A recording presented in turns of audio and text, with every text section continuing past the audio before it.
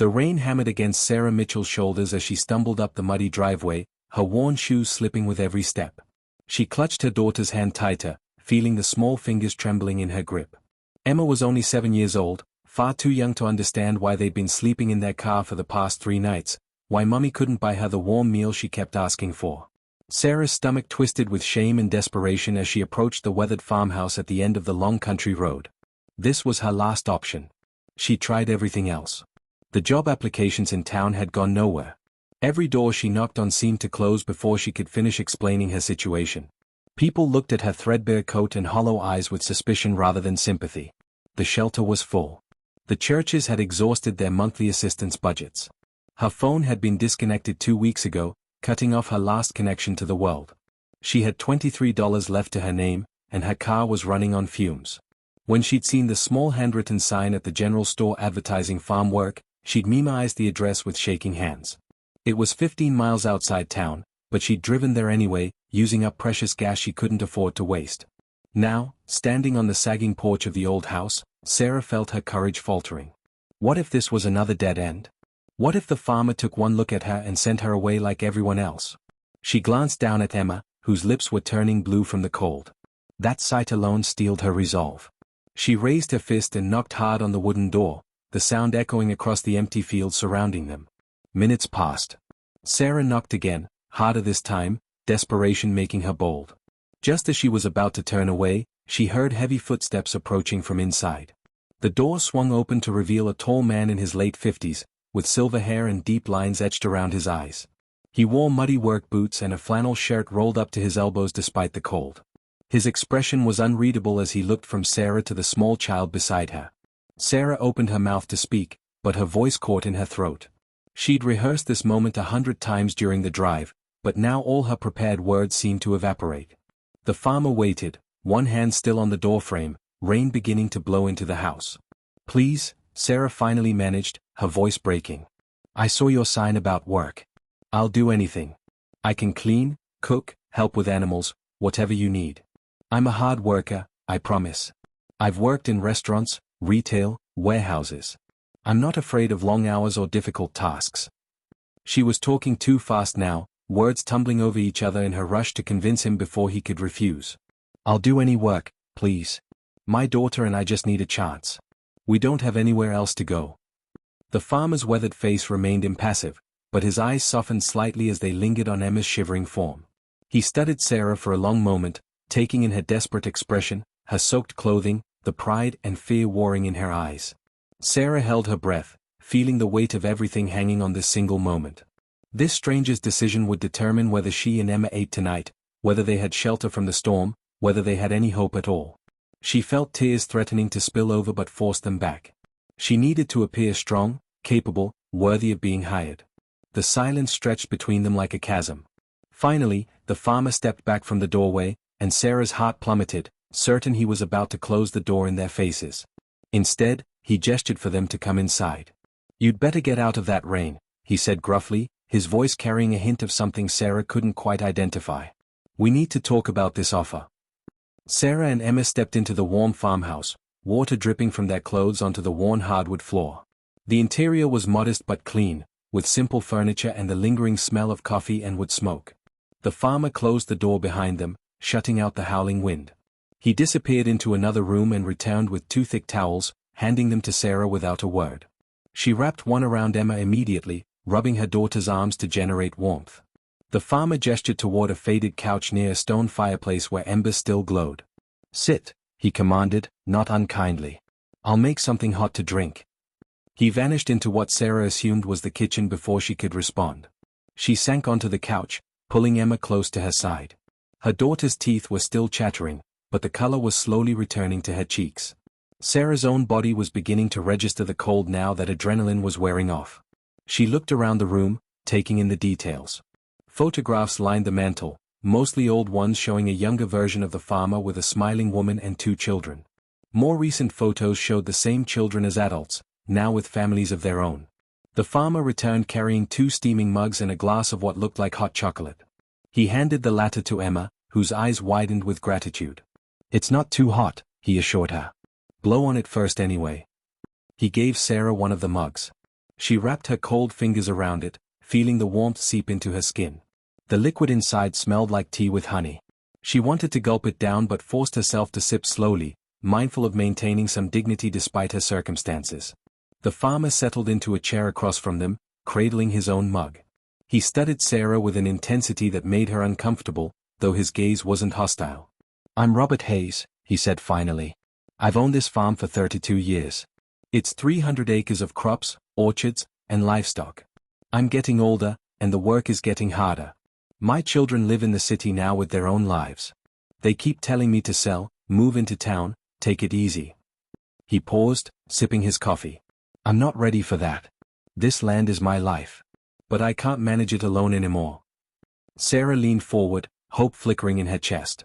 "I meant what I said. I'll work hard. I learn fast, and I'm not afraid of physical labor. Just give me a chance to prove myself." Robert raised a hand to stop her. "Let me finish. I don't need someone for a few weeks or months. I need reliable help for the long term. The work is demanding. 6 days a week, sometimes 7 during harvest season. Early mornings, late nights when necessary. Feeding animals, mucking stalls, tending crops, equipment maintenance, everything that keeps this place running." The description should have intimidated Sarah, but instead, she felt herself growing more eager. Real work, steady work, was exactly what she needed. "I can do that," she said firmly. "I'm stronger than I look, and I'm willing to learn whatever I don't already know." Robert's expression shifted, becoming more serious. "Here's the thing. I can't pay much in cash. Farming margins are thin, especially for small operations like this. But I can offer you something else." Sarah's stomach dropped. She needed money for gas, for food, for eventually finding a place to live. But she forced herself to listen. "There's a cottage on the property," Robert continued. "Used to be where my parents lived before they passed. It's been empty for 5 years, but it's structurally sound. 2 bedrooms, a kitchen, a bathroom. Needs some cleaning and basic repairs, but it's livable. I'll provide that rent-free, plus utilities. I'll also provide food, eggs from the chickens, milk from the cows, vegetables from the garden, meat when we butcher. You and your daughter would have 3 solid meals a day." Sarah's mind raced, trying to process this unexpected turn. Free housing and food would solve their immediate crisis, but she'd still need money for other essentials. As if reading her thoughts, Robert added, "I'd pay you $200 a week in cash on top of the housing and meals. It's not much by city standards, but your basic needs would be covered. You could save most of that money if you wanted." The offer hung in the air between them. Sarah's analytical mind, which had gotten her through countless difficult situations before everything fell apart, began calculating. No rent meant no massive monthly bill hanging over her head. No grocery costs meant her cash could go toward rebuilding, getting her car properly fixed, buying clothes for Emma, eventually saving for a security deposit on a place of their own when she was ready to move on. It wasn't the conventional job she'd been seeking, but it was better than anything else she'd been offered, which was precisely nothing. "There's one more condition," Robert said, his tone becoming grave. Sarah tensed, waiting for the catch she'd known had to be coming. "Your daughter can't interfere with the work. This is a working farm with real dangers, machinery, large animals, chemicals. She needs supervision, especially at first until she learns what's safe and what isn't. Can you manage that?" Relief flooded through Sarah. She'd expected something far worse. "Emma's a good girl. She listens well, and she's used to entertaining herself. I can handle that." Emma, who'd been quietly sipping her hot chocolate and listening to the adult conversation with wide eyes, nodded solemnly. Robert's stern expression softened slightly. "Then we have an agreement, if you want it. You start tomorrow morning. I'll show you the cottage tonight, help you get settled. We'll do a trial period of 2 weeks. If it works out for both of us, you can stay as long as you need." Sarah felt tears finally spilling down her cheeks, but this time they were tears of overwhelming relief. She'd walked up to this house expecting another rejection, another door closed in her face. Instead, this gruff stranger was offering her and Emma salvation, a home, food, work, and dignity. She set down her mug and stood, extending her hand toward Robert. "Thank you," she whispered, her voice thick with emotion. "You won't regret this. I promise you won't regret this." Robert stood and shook her hand, his grip firm and calloused from decades of manual labor. "We'll see," he said simply. "Let's get you both moved into the cottage. Tomorrow, the real work begins." Dawn broke cold and gray over Hayes Farm, and Sarah was already awake, staring at the unfamiliar ceiling of the cottage bedroom. She'd barely slept, her mind too full of anxious energy and cautious hope. Emma was still curled up beside her, breathing softly, finally warm and safe under thick quilts Robert had provided. The cottage was exactly as he described, old but solid, with pine floors and walls that held decades of memories. Last night, by lantern light, Sarah had scrubbed the kitchen and bathroom until they gleamed, unable to rest while there was work to be done. It was her way of proving she deserved this chance, of showing gratitude through action rather than words. At 5:30, she heard footsteps on the porch and a firm knock. Sarah slipped out of bed carefully, not wanting to wake Emma, and opened the door to find Robert standing there with a thermos and a determined expression. "Morning," he said, handing her the thermos. "Coffee. You'll need it. Get dressed for hard work and meet me at the barn in 10 minutes. Your daughter can sleep longer, I'll have someone check on her around 7. Sarah nodded, taking the thermos gratefully. "Who will check on her?" she asked, suddenly concerned. "My neighbor, Martha.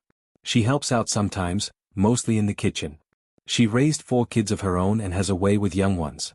Your Emma will be fine." Sarah dressed quickly in the most practical clothes she owned, jeans, a long-sleeved shirt, and her sturdy sneakers that had seen better days. She gulped down half the coffee, feeling the caffeine hit her system, then wrote a quick note for Emma explaining where she was and promising to return for breakfast. When she stepped outside, the air was crisp and sharp, carrying the smell of damp earth and livestock. She followed the path Robert had shown her the night before, making her way to the large red barn that dominated the farmyard. Light spilled from its open doors, and she could hear the sounds of animals stirring inside. Robert was already at work, pitching hay into feeding troughs with practiced efficiency. He barely glanced up when Sarah entered. "Grab those buckets," he instructed, pointing to a stack of metal pails near the door. "We feed the horses first, then the cows, then the pigs. Each animal gets a specific amount, I'll show you the measurements. Pay attention because I won't repeat myself." His tone was all business now, any warmth from the previous night replaced by the focused demeanor of a man who had a farm to run. Sarah grabbed the buckets and followed him closely, watching everything he did with intense concentration. The next 4 hours passed in a blur of physical labor. Sarah learned to measure grain, distribute hay, fill water troughs, and check each animal for signs of illness or injury. Her muscles, soft from weeks of inactivity and poor nutrition, began screaming in protest. Blisters formed on her palms from handling rough rope and wooden tool handles. Sweat dripped down her back despite the cool morning air. But she didn't complain, didn't slow down, didn't ask for breaks. She knew she was being tested, and she was determined to pass. Robert worked alongside her, demonstrating tasks once before expecting her to replicate them independently. "You're slower than I need you to be," he observed around mid-morning, his tone matter-of-fact rather than cruel. "But you're thorough, and you listen. That's more important. Speed comes with practice." Sarah felt a small surge of pride at the backhanded compliment. They moved from the barn to the chicken coops, where Sarah learned to collect eggs without disturbing the hens, to the equipment shed where she was introduced to various tools and machines she'd need to operate eventually, and finally to the vegetable garden where fall crops needed attention. By the time Robert announced they'd break for lunch, Sarah's body was trembling with exhaustion. They walked back toward the cottage, where Sarah could see smoke rising from the chimney. Inside, she found Martha, a round-faced woman with kind eyes and gray hair pulled into a bun, setting plates on the small kitchen table. Emma sat nearby, coloring in a book that hadn't been there this morning. "Mama." Emma jumped up and ran to Sarah, hugging her tightly. "Miss Martha made pancakes, and she let me help. And she said there are kittens in the barn, and maybe later we can see them." Martha smiled warmly. "Your little one is delightful. We've had a fine morning together. Now sit, both of you. You need fuel for the afternoon." The lunch was simple but generous, thick sandwiches, fresh vegetables, and apple pie that Martha had apparently baked that morning. Sarah ate ravenously, barely tasting the food in her hunger. Robert ate with his usual quiet efficiency, then stood. "Rest for 30 minutes, he told Sarah. "Then we start on the afternoon work.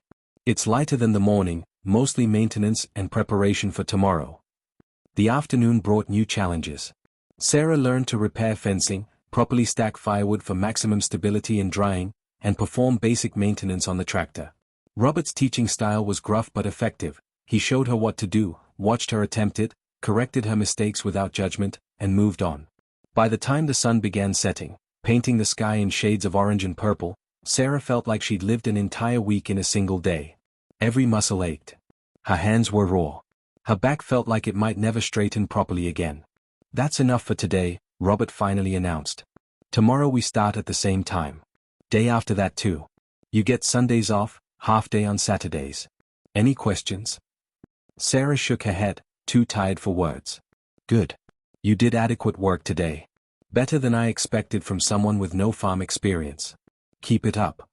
He walked away toward the main house, leaving Sarah standing in the gathering darkness. Adequate. The word echoed in her mind. From Robert Hayes, she was learning, adequate was high praise indeed. That night, after a simple dinner of soup and bread that Martha had left for them, Sarah tucked Emma into bed and collapsed on the couch. Her daughter was happy, chattering about the kittens and the chickens and how nice Miss Martha was. Sarah listened with half her attention, the other half focused on the profound realization that had been building all day. This was going to work. It was brutally hard, physically demanding in ways she'd never experienced, but it was honest work. More than that, it was giving her and Emma exactly what they needed: stability, safety, and the foundation to rebuild their lives. As she finally drifted toward sleep, Sarah felt something she hadn't felt in months: hope anchored in reality rather than desperate wishes.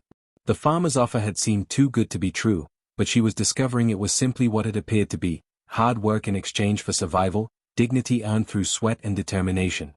3 weeks passed in a rhythm of dawn risings and exhausted evenings.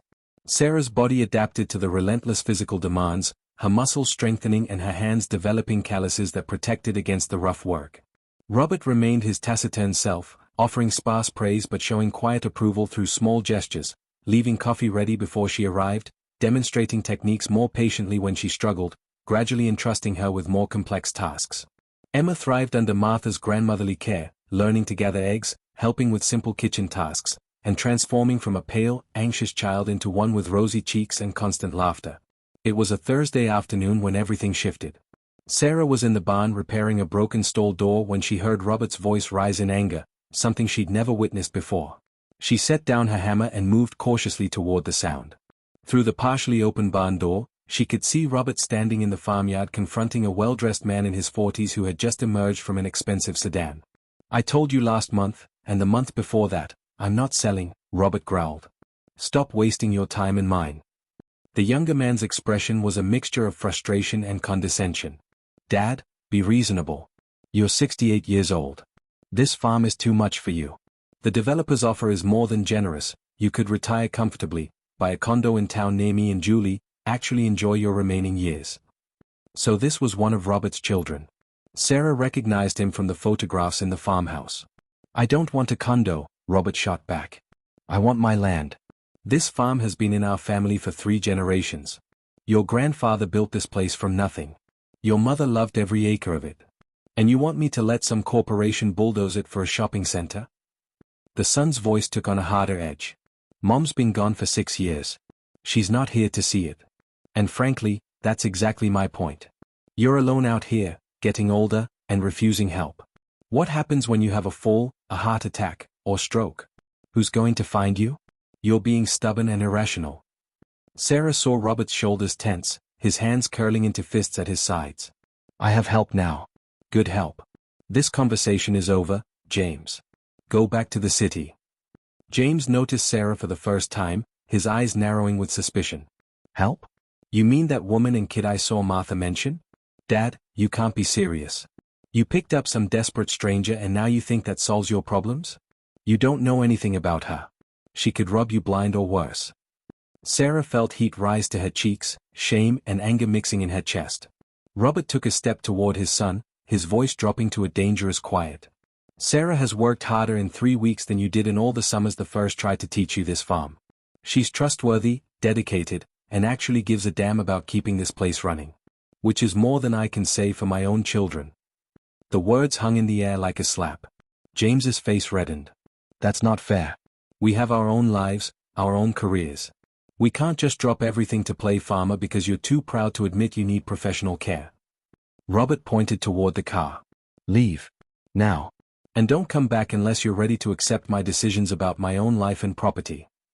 James stood there for another moment, jaw working, then shook his head in disgust.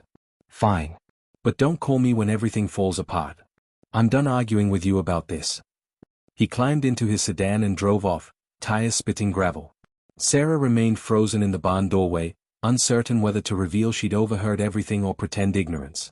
Robert made the decision for her by turning and meeting her eyes directly. You heard all that?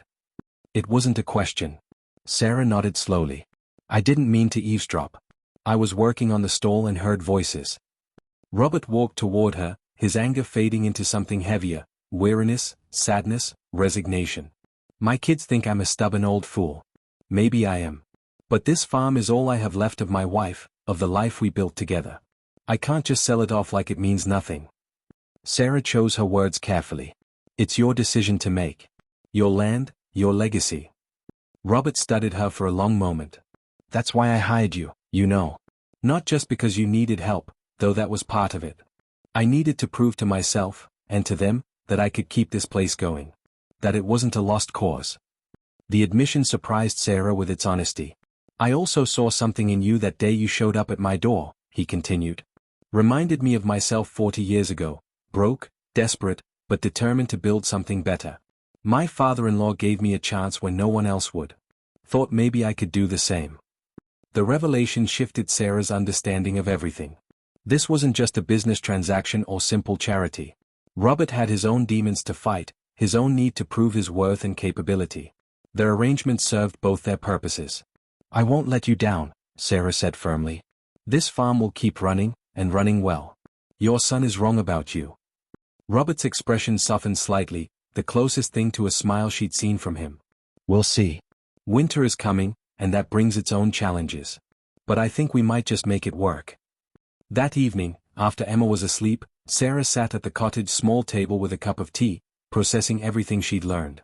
She understood now why Robert had been so particular about the trial period, why he worked her so hard, why he was slow to show approval. He wasn't just training an employee, he was proving to his children, to himself, that his way of life still had value and could continue. The pressure of that realization should have intimidated her, but instead, Sarah felt a strange sense of purpose solidifying in her chest. She'd spent months feeling like a burden, a failure, someone constantly asking for help she couldn't repay. Here on this farm, she was needed. Her work mattered. She was part of something bigger than just her own survival. Robert needed her success as much as she needed his opportunity. It was a partnership built on mutual necessity, and somehow that made it stronger than ordinary employment. She thought about James's words, calling her a desperate stranger. He wasn't entirely wrong about the desperate part, but she was a stranger no longer. 3 weeks of shared work, shared meals, shared purpose had transformed her from an outsider into someone who belonged here, at least for now. Sarah made a silent promise to herself and to the sleeping man in the farmhouse across the yard. She would help Robert prove everyone wrong. This farm would not just survive, it would thrive. And in doing so, she would transform from the broken woman who'd begged for work in the rain into someone stronger, someone capable, someone her daughter could be proud of. The farmer's offer had given her a second chance. Now she would give him something in return, the vindication of his faith in both her and the land he loved. Tomorrow, she decided, she would ask Robert to teach her the business side of the farm, not just the physical labor. She would become not just a pair of hands but a true partner in keeping this place alive. The thought filled her with determination that burned away the last of her exhaustion. She finished her tea, washed the cup, and went to bed with plans already forming for the future. 6 months transformed everything. Spring arrived with explosive color, and Sarah found herself not just working the farm but truly understanding it. She could read the weather by the quality of light at dawn, predict when animals were falling ill before symptoms became obvious, and handle machinery with confidence that had seemed impossible during those first terrifying weeks. Emma enrolled in the small country school 3 miles down the road, riding the bus each morning with a lunch Martha helped pack, returning each afternoon with stories about new friends and favorite teachers. The pale, frightened child who'd arrived in the rain had become vibrant and bold. Robert changed too, though more subtly. His gruff exterior remained, but Sarah learned to read the nuances beneath it, the slight upturn at the corner of his mouth that meant satisfaction, the way he'd pause to watch her work with what she now recognized as approval, the increasing frequency with which he asked her opinion on farm decisions rather than simply issuing instructions. They developed a comfortable rhythm, working side by side in companionable silence broken by practical discussions about crop rotation, equipment purchases, and animal husbandry. Martha became a fixture in their lives, her presence bridging the gap between employer and employee, turning their small community into something resembling family. The real test came during harvest season.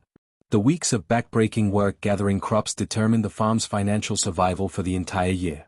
Sarah worked 14-hour days, operating the combined harvester Robert had taught her to handle, coordinating with neighboring farmers who helped with the massive undertaking in exchange for reciprocal assistance, and managing the logistics of getting produce to market at optimal times for best prices.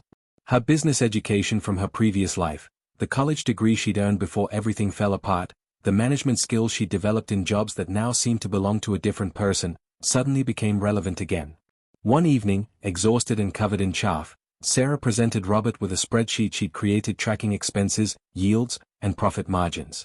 She'd used the old computer in the farmhouse office, working late into the night after Emma was asleep. "I've been analyzing the numbers," she explained, pointing to various columns. "If we shift 15% of next year's acreage from corn to soybeans based on current market projections, and if we invest in a new irrigation system for the East Field, we could increase annual profits by nearly 30%. It would require an initial capital outlay, but the return on investment would occur within 2 growing seasons." Robert studied the spreadsheet with surprise that quickly turned to interest. "Where did you learn to do this?" Sarah felt a flutter of the old professional pride she'd thought was lost forever. "I have a degree in business administration.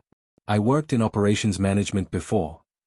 She paused, the old shame trying to resurface. Robert waved a dismissive hand. "Before life knocked you down. Happens to the best of us. This analysis is solid. More than solid, it's exactly what this farm needs. My wife used to handle this side of things. I've been managing by instinct and tradition since she passed, but that's not sustainable." He looked up from the papers, meeting her eyes with an intensity she recognized as significant. "I have a proposition. Not the one I made 6 months ago, a new one. I want you to become a partner in this operation. Not just an employee, but someone with a real stake in the farm's success." Sarah's breath caught.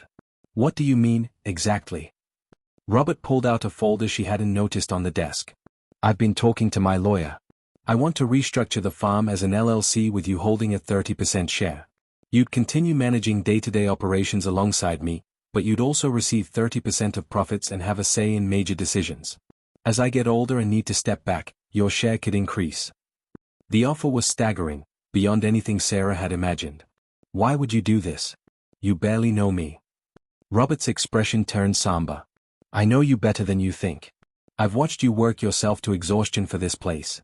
I've seen how you look at these fields like they're precious, how you treat the animals like they matter, how you've brought life back to this farm that my own children abandoned. You've earned this opportunity. Besides, I need to secure this land's future. My kids will sell it the moment I'm gone unless someone else has a legal stake in keeping it operational." Sarah felt tears welling up, the overwhelming emotion of recognition, of being truly seen and valued. "I don't know what to say." Robert shuffled the papers awkwardly, uncomfortable with emotional displays. "Say yes or no. If yes, we'll make it official. If no, nothing changes, you still have your job, your cottage, everything we agreed to. But I hope you'll say yes. This farm needs you, and I think you need it too." Sarah thought about the woman who'd stood in the rain 6 months ago, desperate and broken. She thought about Emma's transformation, her own reconstruction of self-worth, the way this land had healed wounds she'd thought were permanent. "Yes," she said firmly. "Absolutely yes." The partnership papers were signed the following week in the presence of Robert's lawyer, who seemed pleasantly surprised by the arrangement. James, Robert's son, made one final attempt to contest the decision, but Robert stood firm. "Sarah has proven herself.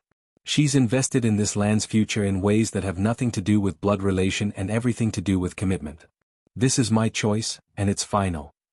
The lawyer explained that the structure protected both parties. Sarah couldn't be arbitrarily removed, and Robert retained majority control during his lifetime while ensuring the farm's continuation. As summer progressed into fall, Sarah found herself making plans that extended years into the future. She researched sustainable farming techniques, explored opportunities for agritourism to supplement income, and began documenting the farm's history and practices for future reference. Emma, now 8 years old, took on small responsibilities with the animals, developing the same love for the land that had captured her mother. Martha, delighted by the partnership arrangement, began teaching Sarah her recipes and preservation techniques, passing down knowledge accumulated over decades. The farm's financial picture improved significantly. The changes Sarah had proposed yielded exactly the results her spreadsheet had predicted. By harvest's end, profits exceeded the previous year by 28%. Robert, usually sparing with praise, clasped Sarah's shoulder one evening and said simply, "You saved this place. Never forget that." The words meant more to Sarah than any amount of money. She'd arrived with nothing, begging for any chance at survival, and had been given an opportunity that transformed her entire life's trajectory. One crisp October evening, Sarah stood at the edge of the east field watching the sunset paint the sky in spectacular colors. Emma was at the cottage with Martha, learning to make apple butter. Robert was in the barn conducting evening chores. Sarah felt profound gratitude wash over her, not the desperate, grasping thankfulness of someone receiving charity, but the deep satisfaction of someone who'd earned their place through dedication and skill. She thought about that rainy day when she'd knocked on Robert Hayes's door, how she'd expected another rejection, another closed door. Instead, the farmer's stunning offer had given her more than just work and shelter. He'd given her back her dignity, her purpose, and a future she could build with her own hands. The partnership papers were just formalization of what had already become true over months of shared labor and growing trust. This was her home now, not by accident or temporary refuge, but by choice and earned right. She discovered that sometimes the most transformative opportunities come from unexpected sources, from gruff farmers who see potential where others see only desperation, from honest work that rebuilds both land and spirit, from taking a chance when you have nothing left to lose. Sarah smiled as she walked back toward the cottage, where warm light spilled from the windows and the sound of her daughter's laughter carried on the evening breeze. She'd begged for any work, prepared to accept whatever scraps were offered. Instead, she'd found a partnership, a home, and the chance to become someone she'd never imagined she could be. The farmer's offer had seemed stunning in that moment of desperate need, but its true value had revealed itself slowly over time, not in the specific terms of employment, but in the opportunity to prove that with determination and given a fair chance, even someone broken by circumstances could rebuild themselves into something stronger. As she opened the cottage door and was greeted by Emma's enthusiastic hug and Martha's warm smile, Sarah knew with absolute certainty that this was exactly where she was meant to be. The journey from desperation to partnership had been grueling, but every moment of struggle had been worth it for this feeling of belonging, purpose, and home.